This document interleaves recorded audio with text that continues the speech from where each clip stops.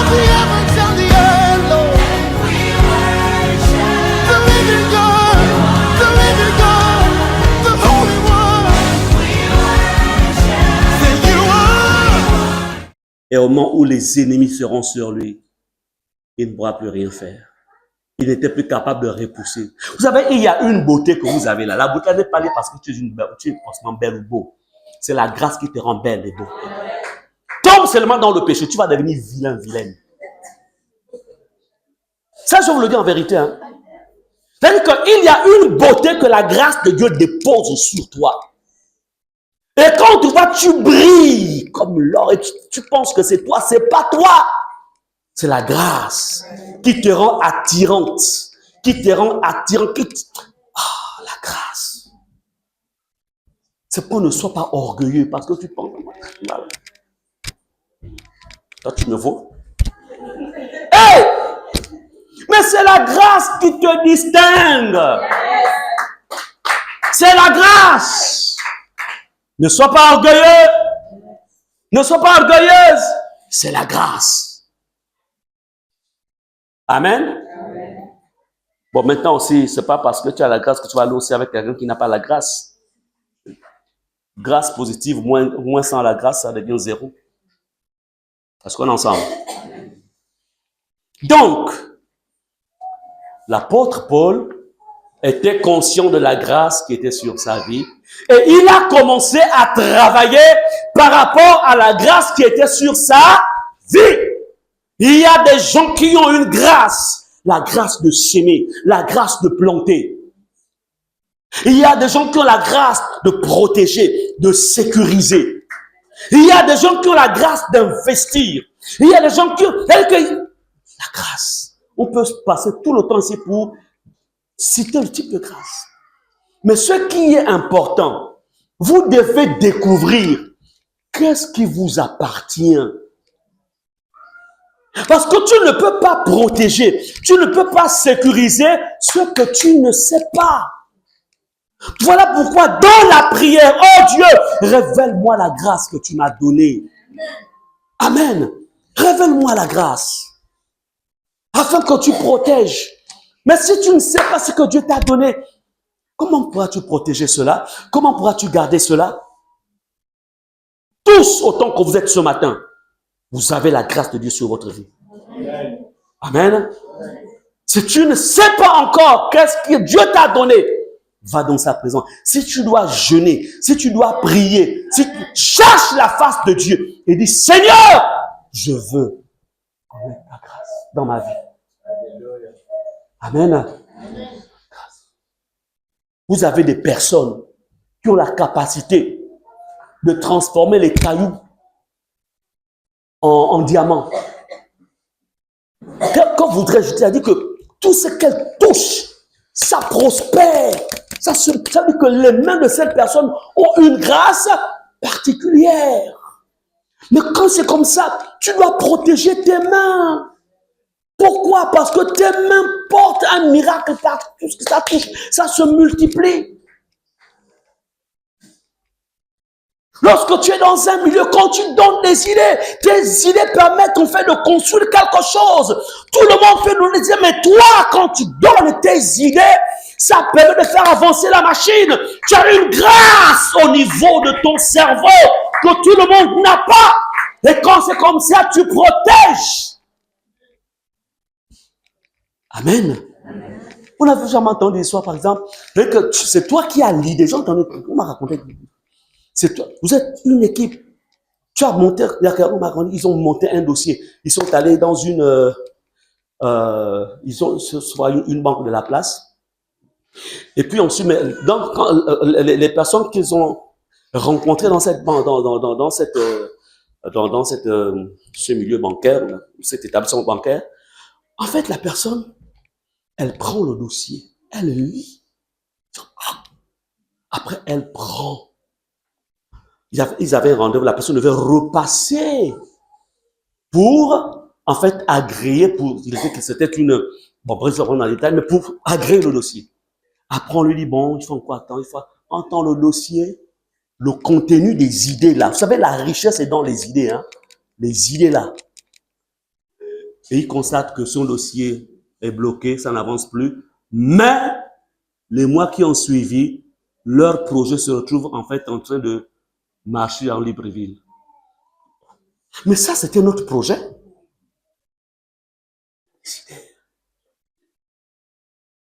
Amen. Il y a des personnes, quand elles donnent des idées, aïe, aïe, aïe. Est-ce que vous savez que Dubaï, il y a 30 ans en arrière, c'était un désert? Un désert, comme le Kalahari. Désert. Mais regardez comment l'ingéniosité des hommes ont fait de Dubaï une des villes les plus attirantes du monde. Un désert. Ça là, c'est la grâce qui est aussi déposée sur les fils d'Ismaël. Hein? Les Ismaélites. Vous savez que Dieu les avait aussi bénis. Hein? Oui. Dieu les avait bénis, les Ismaélites. Puisqu'ils sont descendants d'Abraham aussi. La grâce. N'accepte pas la pensée selon laquelle il n'y a pas de grâce sur ta vie. N'accepte, même si les choses sont difficiles, n'accepte pas le langage, le message que la difficulté va te donner. Refuse. Tant que tu es en Jésus, tant que tu es en lui, il y a la grâce. Même si présentement ça semble dur, s'il n'y a pas de problème, continue à chercher dans la présence du Seigneur. Je veux connaître. Amen. La grâce. Selon la grâce qui m'a été donnée. Bien-aimés,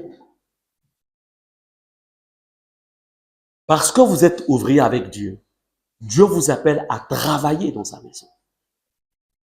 La première chose que Dieu attend de chacun d'entre vous, c'est d'être actif dans la maison de Dieu. Ici à Ephrata, être actif.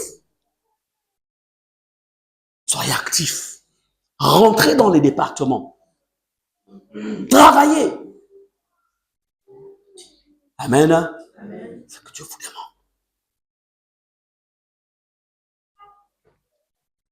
Lorsque j'étais à Johannesburg, comme je venais à peine d'arriver, vous savez, je prêche avec des témoignages, hein, avec des témoignages, pour que vous compreniez que ce que le pasteur nous enseigne, en fait, il n'est pas là seulement pour nous raconter une histoire qui est seulement dans la Bible, mais il prend aussi des références sur sa propre vie.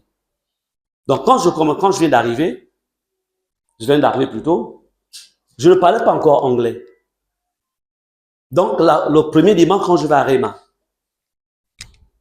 comme je commençais à parler, je venais de commencer les cours de langue, le prédicateur prêche. J'entends comme si c'était le charabia dans les oreilles. Je dis non, là c'est pas bon. Je vais un deuxième dimanche, c'est le charabia. À l'époque, il y avait des petits dictionnaires micro-Robert, là, anglais-français. Je me baladais avec ça. Pendant que le prédicateur prêche, je vais ouvrir pour trouver un mot. Lui, il est déjà parti, il est loin. Je dis, là c'est compliqué. Je me dis, je ne peux pas rester comme ça sans trouver une église. Il faut d'abord que je commence par une église francophone pour entretenir ma foi et pour servir. C'est comme ça que je vais trouver une église. Donc, c'était un homme de Dieu qui aujourd'hui est auprès du Seigneur. Donc, il était de la RDC. Donc, je vais là-bas. Et c'est là-bas que je vais commencer à servir. Il y avait un département évangélisation. Il y avait des responsables qui étaient là. Et je suis rentré dans ce département comme évangéliste. Amen. Je travaille. Je n'ai pas demandé qu'il me fasse un reste. Non. Je travaille. Quand il fallait sortir. Et là-bas, les distances sont très longues. Hein. Par exemple, vous pouvez être comme à Kanda et vous travaillez comme à Ovendo. C'est très grand là-bas. Et je quittais à Kanda. Je partais à Ovendo. Un exemple de distance. Pour travailler. Je ne voulais pas que la grâce de Dieu sur ma vie, en fait, s'amenuise ou bien se flétrisse. Non. Parce que lorsque vous ne faites pas travailler la grâce de Dieu, ça va commencer en fait à faner. ça va faner, ça va faner. Et puis vous allez commencer à vous assoupir. Et une fois que tu as commencé à t'assoupir, c'est fini. L'assoupissement, ça ouvre des portes à autre chose. Ça ouvre des portes à des vices. Amen. Et une fois, maintenant, quand j'ai commencé à parler anglais, je peux maintenant bien entendre l'anglais, c'est alors que je vais repartir maintenant à Réma là-bas. Où maintenant, bon, j'étais engagé dans l'église de Réma. Pourquoi? Parce que comprenez ceci, la grâce que Dieu t'a donnée, le verset 13 nous dit, car le jour la fera connaître, parce qu'elle se révélera dans le feu, et le feu éprouvera ce qu'est l'œuvre de chacun. Ça dit que la grâce de Dieu, la grâce que Dieu t'a donnée, doit t'amener en fait à accomplir des œuvres pour le Seigneur, avec le Seigneur. Amen. Des œuvres. Mais ces œuvres-là, c'est-à-dire le produit, le fruit de ce travail, en fait, sera évalué. C'est pourquoi tout ce que nous faisons sur la terre, tout ce que nous faisons, rassurez-vous que tout ce que vous faites, ça fait partie du programme de Dieu. Vous le faites avec le Seigneur. Tout ce que vous faites sans le Seigneur, vous gaspillez du temps, vous perdez du temps. Et c'est pourquoi il dit ici, car le jour fera connaître en fait la qualité, la valeur des œuvres que tu as manifestées sur la terre. Est-ce que Dieu était là du temps? Est-ce qu'il était là du temps? Parce qu'elle se révélera dans le feu et le feu éprouvera ce qu'est l'œuvre de chacun. Chers parents, encouragez vos enfants à servir Jésus. Là, on va lancer en fait les cultes de jeunes. Vous devez laisser vos enfants venir servir le Seigneur. Vous devez leur payer le taxi pour venir. Un budget pour leur déplacement. Amen. Un budget. Pourquoi Dieu vous a donné les enfants? Mais Dieu vous a donné les enfants, c'est pour que ces enfants deviennent les disciples de Jésus. Mais si au lieu que les enfants soient là où ils doivent servir Dieu, vous les laissez à la maison, c'est vous-même qui venez à l'église. Et après l'église, vous les faites entrer avec vous. Vous connaissez la valeur d'une âme? La valeur. Les enfants que vous voyez là, c'est leur corps qui est petit. Leur esprit n'est pas petit. C'est pourquoi Jésus pouvait dire, laissez venir à moi les petits enfants.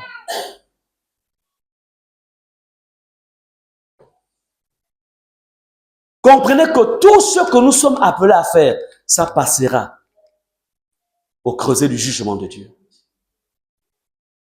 Au creuset.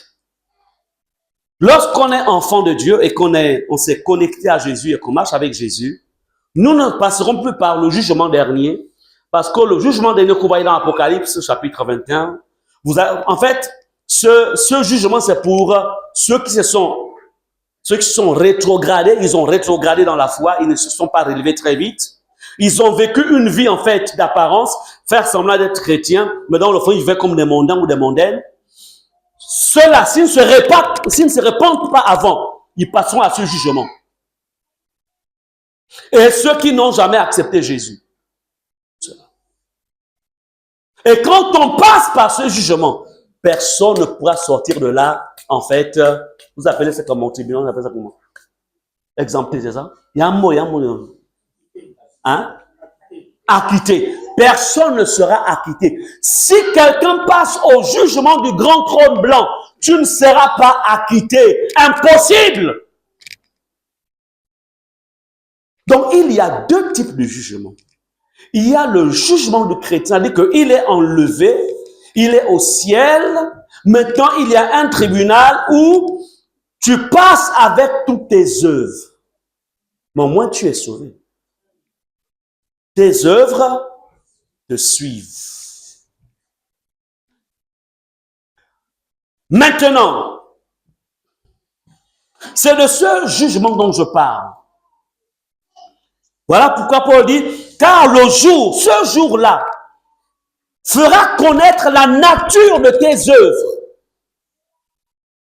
Les biens que tu faisais, en fait, le secours que tu as apporté à l'ancienne Sarah, est-ce que c'est parce que tu voulais d'elle ou c'est parce que tout simplement c'est ta sœur ou c'est ta sœur en Christ? Tu le fais pour le Seigneur. Les biens que tu me fais, est-ce que c'est pour me contrôler ou c'est parce que tu veux honorer l'homme de Dieu? Si c'est pour me contrôler, les œuvres là sont, ça ne va pas traverser. Mais si c'est par amour pour l'homme de Dieu, par amour pour la sœur, par amour pour le frère, comme il y a des sœurs aujourd'hui qui font des cadeaux à certains frères, en fait, comme elle est quand même un peu pudique, quoi. Elle ne peut pas dire, en fait, j'ai une flamme pour toi. Mais les cadeaux qu'elle fait là, ça dit tout. C'est là, en fait, c'est le piège.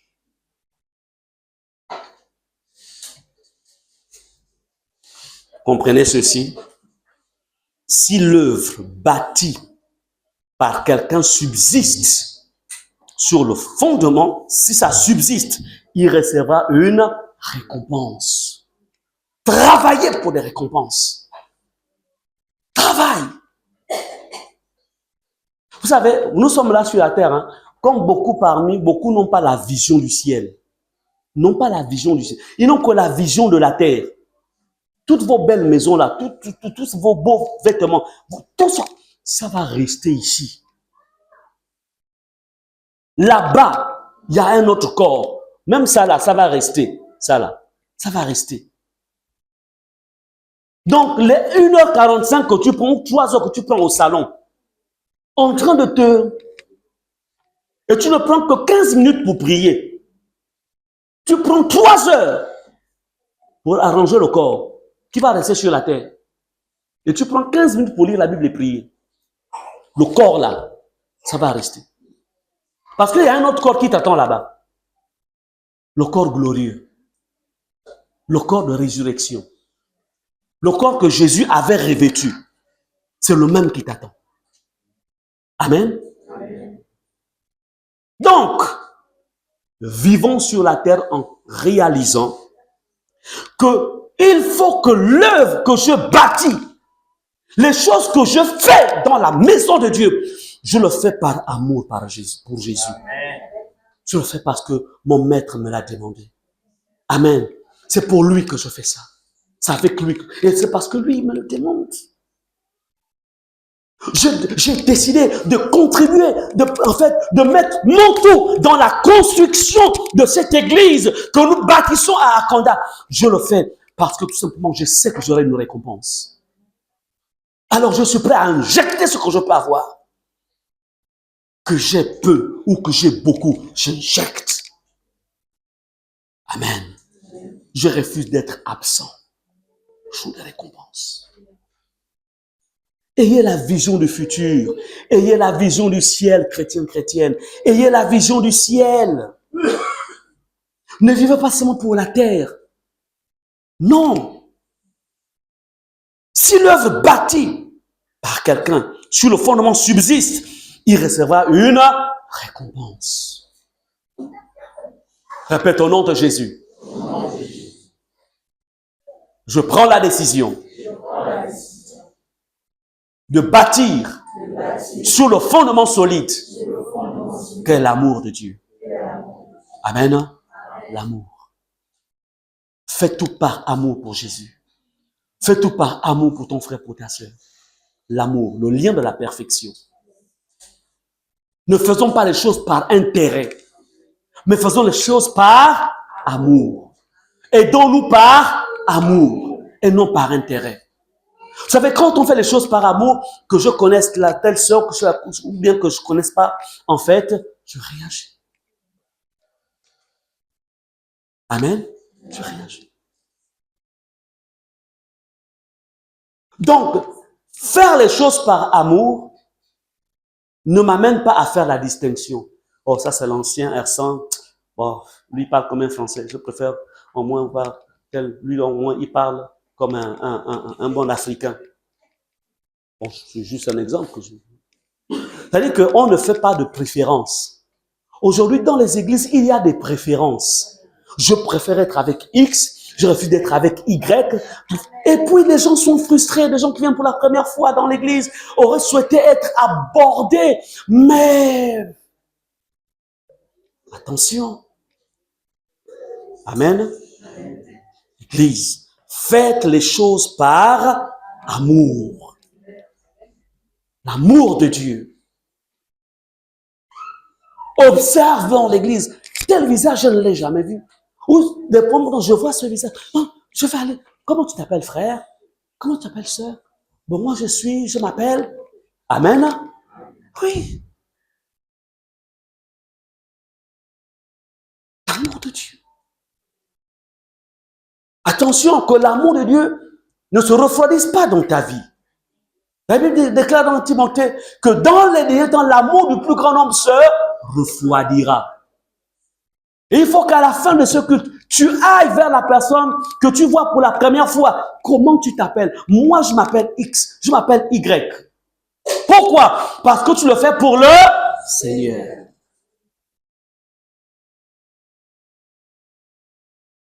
Amen. En fait, je le fais avec le Seigneur. Pour un peu le langage, on a même du mal à s'adapter. Alléluia. Oui. Comprenez que Dieu aime par moi. Dieu aime par toi. Dieu protège par toi. Dieu guérit par toi. Dieu nourrit par toi. Dieu soutient par toi. Dieu ne descend pas du ciel. Il sait que tu es son ambassadeur. Amen. Je dis souvent, Seigneur, envoie-moi beaucoup d'argent. Comme ça, quand on m'appelle, quand mon téléphone sonne. Alors, pasteur, je dis, ok. Comme ça, et puis je peux réagir. Je dis, Seigneur, envoie-moi l'argent, pas pour moi-même, mais pour secourir. Secourir ceux qui sont dans la détresse. Secourir. Seigneur, j'ai besoin d'argent. Mais si toi, tu as besoin d'argent seulement pour toi-même, en fait, ton œuvre sera consumée. Amen. Sera consumée. Tu as besoin d'argent seulement pour toi-même, pour ta femme, tes enfants, pour tes projets, tes rêves. Mais les rêves là, c'est seulement pour la terre. Quelle est la part que le pauvre, quelle est la part que l'orphelin, quelle est la part que le nécessiteux, quelle est la part que ton frère, ta soeur dans l'église, quelle est la part qu'il a là-dedans? Quelle est la part? Quelle est la part?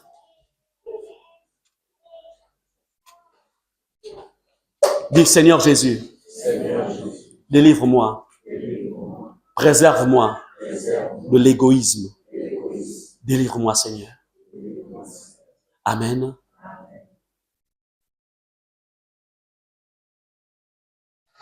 Je ne le dis pas pour me donner la gloire. Je répète encore une fois, on enseigne par des modèles, par des exemples.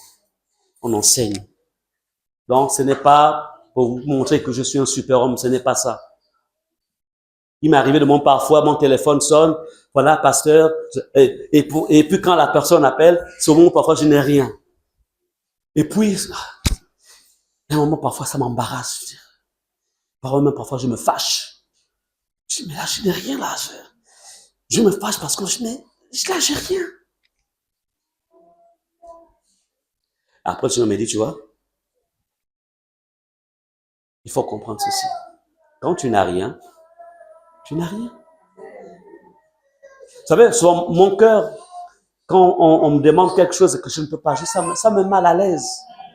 Je suis gêné, en fait. J'aimerais bien aider, mais je n'arrive pas. Oui, ça peut arriver. Quelqu'un hier, venant d'un autre pays, est venu, elle est descendue quelque part, et ensuite, elle était dans le besoin, pour des raisons particulières. Elle m'a appelé. C'est quelqu'un d'un certain âge, quelqu'un qui servait avec nous quand j'étais pasteur Anjolé. Et puis, j'ai dit, Seigneur, Et la personne m'a demandé de l'aide.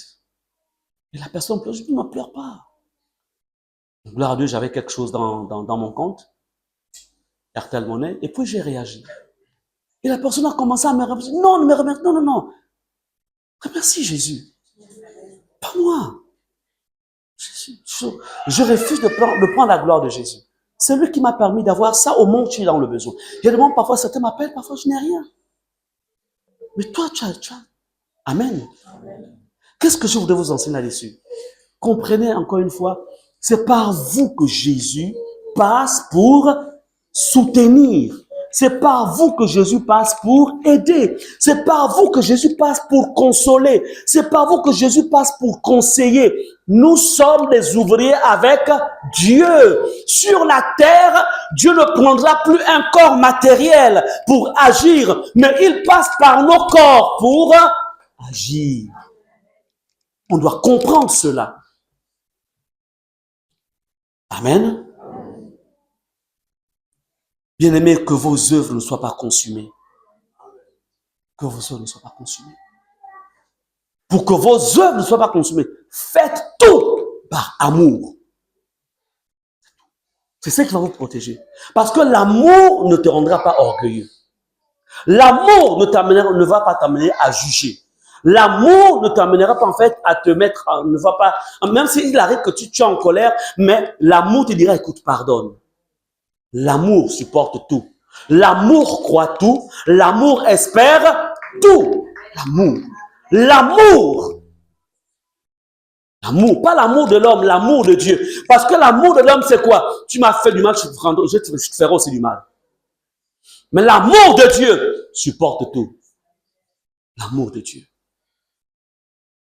Bien-aimés, comprenez cela. Je vais prendre un dernier verset. Philippiens 1, versets 21 à 23. Qu'est-ce qui peut donner un sens? Quel sens donnes-tu à ta vie? Philippiens 1, verset 21 à 23, l'ancienne va lire. La parole de Dieu déclare, car Christ est ma vie et la mort m'est un gain.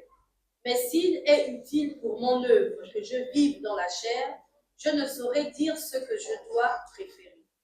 Je suis pressé des deux côtés. J'ai le désir de m'en aller et d'être avec Christ. Ce qui, de beaucoup, est le meilleur. Amen. Bien-aimé, quelqu'un qui, lorsque tu as donné un sens à ta vie selon Dieu, Christ devient ta vie. Christ est ma vie. Christ doit être votre vie. Le monde ne doit pas être votre vie. Les plaisirs de ce monde ne doivent pas être votre vie. Les choses de ce monde ne doivent pas être votre vie. Mais Jésus doit être votre vie. Jésus est ma vie. Paul avait compris cela. Jésus est ma vie. Quand tu évalues ta vie, qu'est-ce qui pèse? Est-ce que c'est Christ ou c'est ce monde? Qu'est-ce qui pèse? Qu'est-ce qui prend plus de poids? Qu'est-ce qui prend? Christ est ma vie. Christ est ma vie. Bien-aimé Christ. Quand j'avais rencontré Jésus dans ma vie, alors que j'étais jeune, j'avais 21 ans quand je l'ai rencontré. J'étais un jeune homme qui avait des copines partout.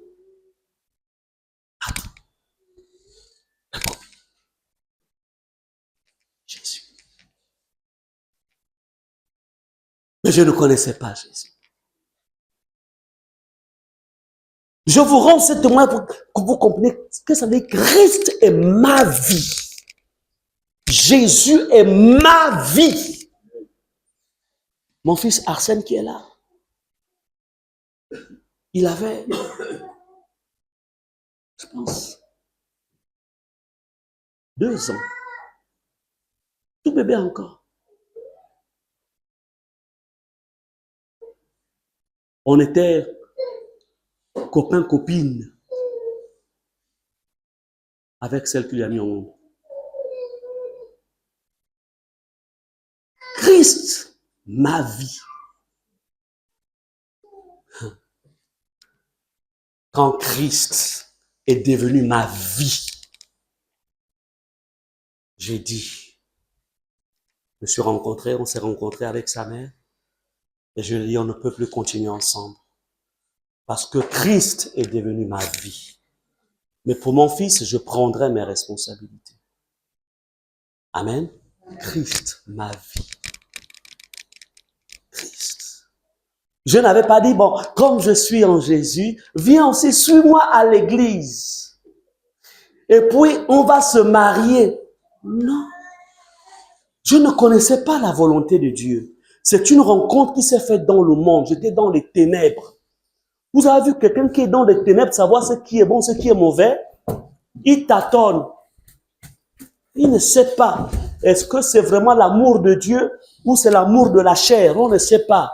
On ne sait pas. Mais la vérité, c'est que 30 ans plus tard, c'est là qu'on se rend compte que, waouh, finalement, ce n'était pas l'amour de Dieu. En fait, c'était l'amour de la jeunesse.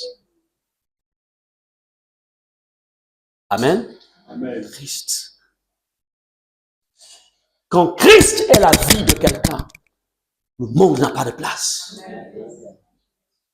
On n'a pas de place. La chair n'a pas de place.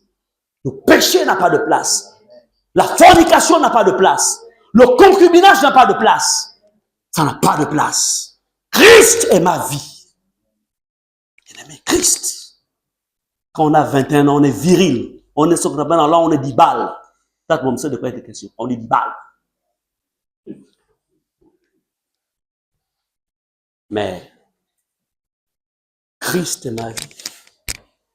J'ai subi les moqueries de mes amis du monde. Oh, Gislain, c'est comment? Mais tu deviendras impuissant. J'ai dit, Christ est ma vie. Je l'ai rencontré, je l'ai trouvé. Je ne savais pas que c'était une voie contraire à la volonté de Dieu. Mais vous viendrez me trouver en Christ. Non! Et ils ont mis des plans, comme ils savaient que c'était la faiblesse dans ma vie. Ils ont ramené les anciennes copines dans les îles. Christ est ma vie. Quand elle venait se donner le message de Jésus, Christ est ma vie. Christ est ma vie. 10 ans. De l'âge de 21 ans à 31 ans, je me suis marié avec celle qui est mon épouse, le pasteur Muriel, qui n'est pas là. C'est elle qui rentre là.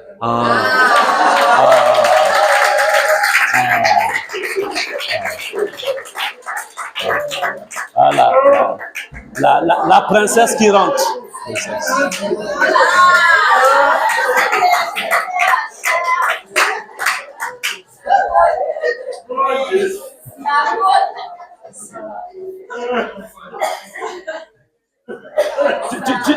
Tu sais que c'est le témoignage qui rend puissant un message, non? Donc, quand je l'ai rencontré, parce que Christ était ma vie, aucune autre femme n'a connu mon corps. Quand j'ai rencontré Jésus, j'avais dit à Satan, je fais alliance entre mon corps et Dieu. Aucune femme ne connaîtra ce corps. Quand j'étais dans le monde, c'était normal, je ne connaissais pas la vérité. Mais maintenant que j'ai rencontré Jésus, aucune femme ne dira, l'homme que le pasteur Muriel a épousé là, je l'ai aussi connu. Personne. Quand on est dans le monde, c'est une chose, mais quand on est en Christ, c'est autre chose. Amen. Christ est ma vie. Elle est fière. Quand elle marche dans la rue, elle n'a pas de rival. Yeah, yeah. Mais vous avez des chrétiens. C'est-à-dire que tu es chrétien, tu vis dans la fornication. Et quand tu te maries, il y a